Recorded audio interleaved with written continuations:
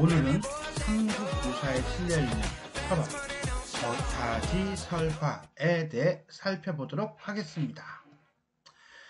이 작품은 신라 진성 여왕 때 활을 잘 쏘기로 유명한 거타지에 관한 설화로 삼국유사 제2진성 여대왕 거타지조에 수록되어 있는 내용입니다. 이 설화는 용을 구출하는 것을 모티프로 하고 있다는 점에서 어떤 괴물 퇴치 설화에 속하고요. 또 괴물을 퇴치하기 위해서 궁수를 뽑는 과정, 또 나무 조각이 물에 가라앉는가 여부를 기준으로 거타지를 채택한다는 점에서 인신공히 설화와 관계가 있다라고 볼 수 있겠고요. 그런 점에서 볼 때 고려사에 나오는 작재건 설화가 있습니다. 이 작재건 설화는 사실은 이 거타지 설화하고 내용이 거의 비슷해요. 그 다음에 고전소설 심청전의 근원설화가 되는 작품으로 인정받고 있다라고 보시면 되겠습니다. 자, 그럼 우리가 본문을 바로 살펴보도록 하겠습니다. 아찬양패는, 아찬이라고 하는 것은 신라 골품제도죠. 신라는 철저하게 신분사회고요. 그 중에 6번째 등급이고요. 자, 여기서 양패라는 인물이 나옵니다. 이 양패라는 인물은 진성여왕의 막내 아들이었다 해서 이게 진성여왕 때 일이구나 라고 하는 시대적 배경이 드러날 정도? 그 정도 보면 돼요. 이 양패는 주인공은 아니에요. 기본적으로.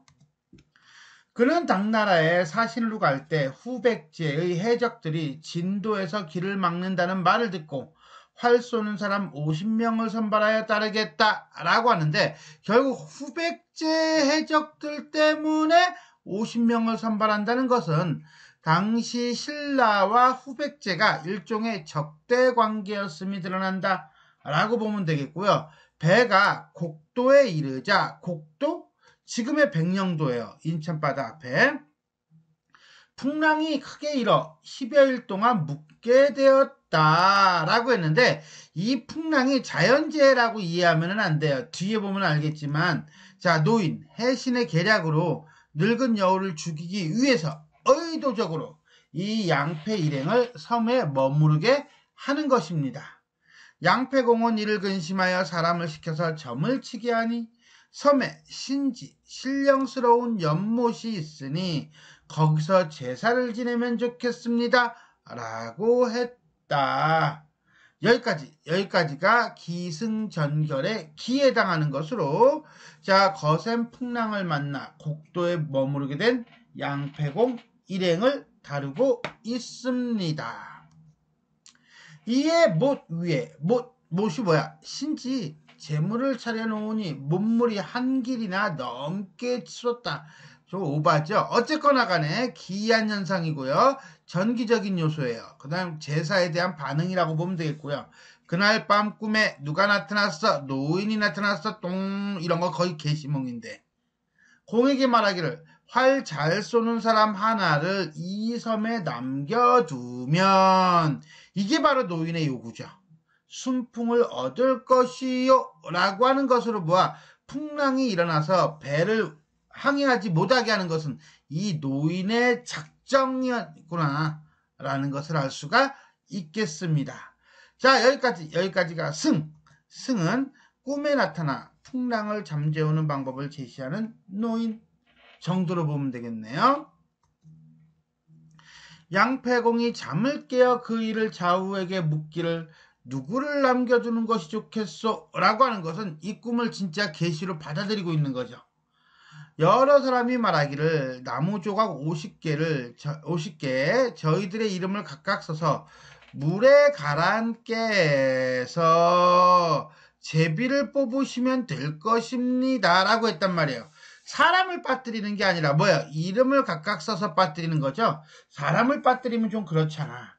그래서 요 대목을 가지고서는 이게 이제 인신공히 설화 모티프의 하나의 변형이다 라고 해석을 하곤 합니다. 자, 이 공은 이 말을 따랐다. 군사 거타지의 이름을 쓴 나무 조각이 물이 잠겼으므로 그 사람을 남겨두자. 갑자기 순풍이 불어 배는 지체 없이 나아갔다. 결국 뭐예요? 문제가 해결된 거죠. 즉 겉하지를 섬에 남겨두자 풍랑이 잠잠해진 겁니다. 겉하지가 수심에 쌓여 섬 위에 서 있는데 왜 근심걱정에 쌓여 있어? 그건 자기를 왜 남겼는지, 그 노인이 꿈에서 왜 그런 말을 했는지 의도를 모르기 때문이죠. 그때 한 노인이 연못 속에서 나오더니 말하기를 이도끼가 그게 아니죠 참. 나는 서해약이요.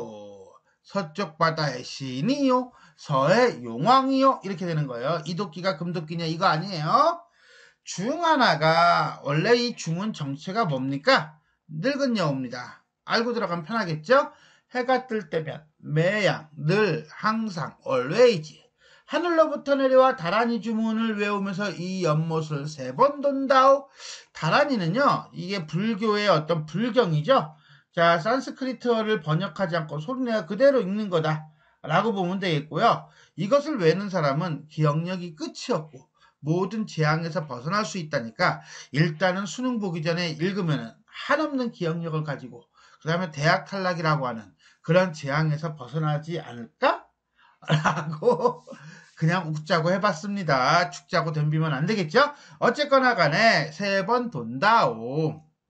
그러면 우리 부부와 자손들이 모두 물 위로 떠오르게 되는데 그때 중은 우리의 간을 빼먹는다오. 뭐지 무슨 토끼야? 어쨌거나 간에 늙은 여우가 주술적 행위를 통해 노인의 자손을 해친다는 사실을 요약적으로 제시하고 있네요. 결국 자손들이 거의 다 죽어버리고 이제 우리 부부와 딸 하나만 남게 되었소. 내일 아침에 또 반드시 올 것이니 생사를 위협받는 아니면 씨족이 멸종하는 상황이 올 것이니 그때 그대가 그 중을 활로 쏘아 죽여주시오. 이것이 남긴 이유죠. 노인의 요구네요. 겉하지가 말하기를 활 잘 쏘는 것은 나의 장기 특기이니 명령대로 하겠습니다 라고 했다. 노인은 땡큐 라고 인사하고 물속으로 사라지고 겉하지는 숨어서 기다렸다. 이튿날 날이 바뀌었나요? 동쪽에서 해가 뜨자 시간의 배경이네. 시간적 배경. 아침이 되자 과연 늙은 여우가 와서 전처럼 주문 다란이경을 나무아미타불 하면서 외우면서 늙은 용 노인의 간을 빼먹으려고 했다. 두둥. 이때 겉하지가 활을 쏘아 중을 마치니 일종의 괴물퇴치 설화가 되겠고요. 중은 바로 늙은 여우로 변하여 정체가 발각됐네요. 땅에 쓰러져 죽었다.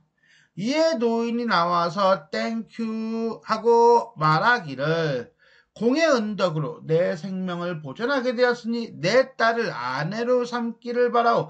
옛날 이야기는 뻑하면 아내로 삼으래. 하여튼 간에 보답이죠. 겉하지가 말하기를 따님을 나에게 주시고 저버리지 않는다면 참으로 원하던 바입니다 라고 했다. 기승전결 중에서 전 서해 해신의 부탁으로 중을 퇴치하는 겉하지의 모습이 되겠습니다. 노인은 그 딸을 한 가지 꽃으로 변하게 하여 말도 안 돼. 그저 전기적인 요소고요. 겉하지의 품속에 넣어주고 두 용에게 명령하여 겉하지를 모시고 사신의 배? 먼저 떠난 양패 일행이 탄 배를 따라 그 배를 호위하여 그러니까 겉하지뿐만 아니라 겉하지는 용을 타고 올라간 거야. 쫙. 그리고 난 다음에 이제 배까지 간 거야. 배 좌우로 이제 용이 쫙 호위하는 거야. 그리고 당나라에 들어갔어. 그러니 당나라 사람들은 어우 서프라이즈 하는 거죠. 왜? 용 2마리가 호위하면서 오고 있거든요. 황제가 말하기를 신라의 사신 양패의 일행은 반드시 비상한 사람일 것이다. 왜? 놀랬거든. 라고 했다. 라고 하는 것은 한마디로 당나라 중국 사람들이 깨갱 했다는 거죠. 우리 민족의 일종의 우월의식이 드러나고 있다. 라고 보시면 되겠습니다. 이에 잔치를 베풀어 신라 사신을 당나라 여러 신하들의 윗자리에 앉히고 한마디로 후위 대접하고 본국으로 돌아오자. 어디로 돌아온 거야? 그렇지, 신라로 돌아온 거네요. 그러니까 신라에서 그 다음에 곡도에서 당나라, 그 다음에 다시 신라 출발지로 되돌아오는 원점 회기 구성이라고 보면 되겠어요. 어쨌거나 간에 겉하지는 꽃가지를 꺼내 여자를 변하게 하여 함께 살았다. 한마디로 인간과 용녀가 결혼한 것으로 일종의 천상계와 지상계의 결합이 나타난다 라고 보시면 되겠네요. 여기까지 기승전결 중에 결띠 엔드. 자, 신라로 돌아와 용왕의 딸과 살게 된 겉하지에 대한 내용이 되겠습니다. 자, 이렇게 해서 우리는 겉하지 설화 전편을 한번 살펴봤고요. 전체 정리해 보도록 하겠습니다. 자, 설화고요. 민담이에요. 인신공유설화와 괴물퇴치설화가 모티프로 되어 있습니다. 전기적이고요. 기승전결 4단 구성이면서 공간적 순환구조, 즉 원점 회귀적 구조라고 보시면 되겠어요. 겉하지의 뛰어난 활솜씨와 요물, 괴물, 퇴치 이야기죠. 자, 설화를 차용하여 여기서 말하는 설화라고 하는 것은 아까 얘기했던 인신공유설화라든가 괴물퇴치설화를 얘기해요. 후대 소설의 모티프가 되었다라고 보시면 되겠습니다. 그 얘기 하기 전에 먼저 요거부터 살펴볼 필요는 있겠네요. 요거부터 먼저 살피겠습니다. 자, 공간순환 구조예요. 처음에는 어디서부터 출발합니까? 그렇죠. 신라죠? 아찬 양패는 진성 여왕의 막내 아들이에요. 그 다음에 이제 경로를 쭉 제시를 해줘요. 그러다가 이제는 어디로 갑니까? 곡도에 머무르죠? 풍랑으로 인해서. 그리고 다시 당나라로 들어갔죠. 거기서 이제는 완전히 환대를 받고 난 다음에 신라 본국으로 돌아옵니다. 결국 이 설화는 겉하지가 신라를 떠나 서해 곡도에서 머물다가 당나라에 들어간 뒤 다시 신라 땅으로 돌아오는 공간적인 순환 구조를 이루고 있다라고 보시면 되겠습니다. 두 번째, 자, 설화 차용인데 그 중에서도 인신공이설화에 대해서 집중적으로 얘기하겠습니다. 얼핏 봤을 때 이 설화에는 인신공이설화가 나오지 않는 것처럼 보여요. 하지만 아까 본문 설명하면서도 얘기했듯이 군사 겉하지의 이름을 쓴 나무 조각이 물에 잠기었다라고 하는 대목. 이 대목을 통해서 우리는 인신공희설화가 나타난다라고 봅니다. 인신공희는 사실은 삼국시대 이래 황해권, 한마디로 말해 서해바다에서 이루어졌던 행위예요. 그런데 이 설화에서는 나무 조각에 궁수대의 이름을 다 쓴 다음 물에 띄어서 가라앉은 사람을 남기기로 합니다. 남긴다는 것은 결국 맡기는 거잖아요. 그죠? 그래서 사람 대신 나무 조각에 이름을 써서 바다에 수장시키는 것과 같은 행위로서 일종의 해신에게 바치는 상징성을 지닌다고 할 수 있다. 그런 점에서 인신공희 설화이다 라고 보시면 되겠습니다. 신라 말기의 정치적 혼란 상황이 상징적으로 드러나고 있다라고 되어 있어요. 그건 우리가 여기서 하나 약간 고개를 갸우뚱하면서 아니 용이 그냥 용도 아니고 용왕인데 왜 이렇게 빌빌대지? 라고 하는 의문을 가지면 될 것 같아요. 즉 갑자기 한 노인이 못 속에서 나오더니 우리는 나는 서해 약이요 라고 한다. 나는 서해 용왕이요 한단 말이에요. 근데 용왕인데 자손들은 거의 다 죽어버리고 이제 우리 부부와 딸 하나만 남게 되었소 라고 한다는 거죠. 자, 이건 좀 어설프지 않나? 왜 용왕이 이렇게 빌빌대지? 라고 할 거예요. 자, 그것은 이렇게 보시면 돼요.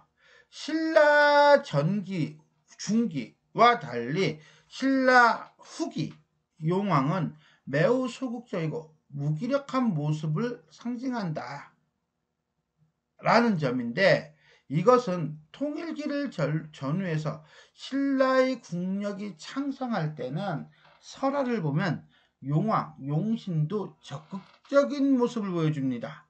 대표적인 게 신문왕 때 만파식적을 만들게 해서 불면은 이 나라가 태평할 것이야 라고 하는 동해 용왕이 그 대표적인 예라고 할 수 있습니다. 그런데 신라 후기 하대에 들어오면서 용이 점점 소극적이 되는데 헌강왕 때는 처형설화에서 동해 용이 몸을 나타내지 않고 숨어서 행위를 한다는 점. 그리고 그 자신의 생각을, 의도를 왕에게 알려준다는 점. 지가 적극적으로 나서질 않는다는 거죠. 그 다음에 우리가 지금 읽은 진성대왕 때는 가족의 생존까지 위협을 받는다는 점. 이런 점으로 본다면 신라의 국력과 용어 내지는 용왕 내지는 바다의 신의 어떤 힘의 균형이 거의 같이 간다는 거예요. 그래서 당시 신라 국력 약화를 반영하는 것으로 볼 수 있다라고 보시면 되겠습니다. 두 번째, 선화 속 인물관계, 그 다음에 그 상징성을 어떻게 보느냐라고 한다면 선악 대립으로 보는 관점이 있고요. 정치적 상황으로 보는 관점이 있어요. 선악 대립으로 보는 관점에서는요. 노인은 선을 상징하고 중은 악을 상징합니다. 그리고 겉하지는 악을 퇴치하는 영웅이다 라고 보고요. 만약에 신라 후기 말기 정치 상황으로 본다면 노인은 통치력을 상실해가는 중앙정부로 즉 여우죠. 중은 지방의 반란 세력이나 군도들을 상징하고 겉하지는 반란 세력을 억압하는 영웅을 의미한다 라고 보기도 합니다. 이런 거는 박스 보기를 통해서 문제가 출제되겠네요. 자, 지금까지 우리는 삼국유사에 실려있는 겉하지 설화에 대해 살펴보았습니다.